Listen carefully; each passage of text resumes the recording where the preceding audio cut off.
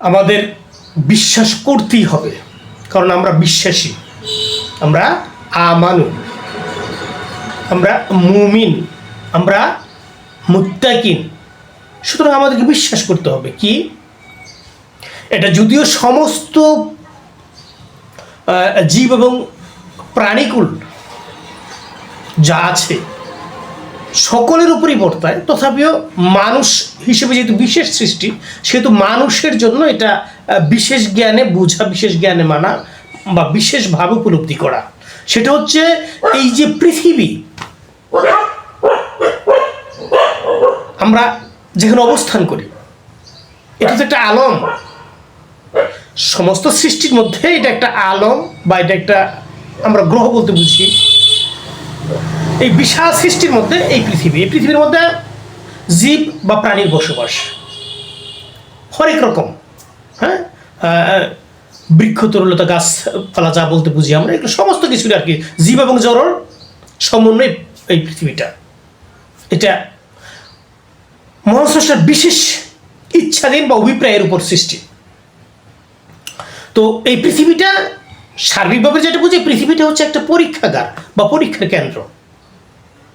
আর এখানে পরীক্ষার্থী হচ্ছে এই সৃষ্টি, বিশেষ করে মানুষ, বিশেষ করে জিন।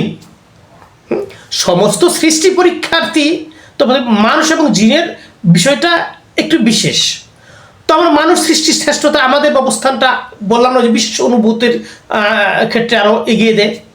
তো মানুষ এই পৃথিবীতে পরীক্ষার্থী, পৃথিবীটা একটা পরীক্ষা কেন্দ্র বা পরীক্ষাগার।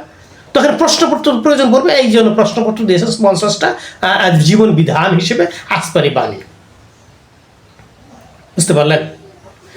এই আসমানি বাণী এই পৃথিবীতে আমাদের জন্য প্রশ্নপত্র।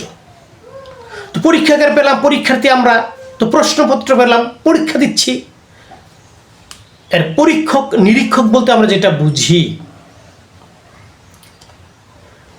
যুগে যুগে কিতাব দিয়েছেন, যুগে যুগে এই কিতাব বুঝিয়ে দেওয়ার জন্য, কিতাব পরিশুদ্ধভাবে মানুষের সামনে প্রচার প্রসার এবং মান্যতার ক্ষেত্রে সঠিকভাবে বুঝিয়ে দেওয়ার জন্য নবী রাসূল প্রেরণ করেছেন।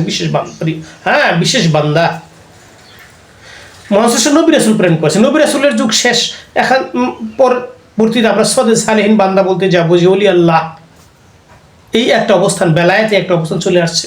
এটা চলতেই থাকবে। তো আমাদের বিশেষ জ্ঞানে বুঝতে হবে, বদ্ধমূল রাখতে হবে জীবন পরিচালনার ক্ষেত্রে, যে আমরা পরীক্ষার্থী। এই পৃথিবীটা পরীক্ষাগার, প্রশ্নপত্র হচ্ছে আসমানি বাণী। আমরা যে অবস্থায় আছি কোরআনুল মাজিদ, আমরা পরীক্ষা দিচ্ছি। পরীক্ষার ফলাফল কি? ফলাফল হচ্ছে পরীক্ষা যে দিচ্ছি, এটা কি? এই ফলাফলটা হচ্ছে আমার আমল, ভালো অথবা মন্দ। এখন এই ভালো মন্দের পরীক্ষা যে দিচ্ছি, এটার একটা জবাবদিহিতার দিবস আছে, যেটাকে আমরা হাসর বলি। পার্থিব জীবনের পরবর্তীতে কিয়ামত, তাই না? আমরা হাসর বলি।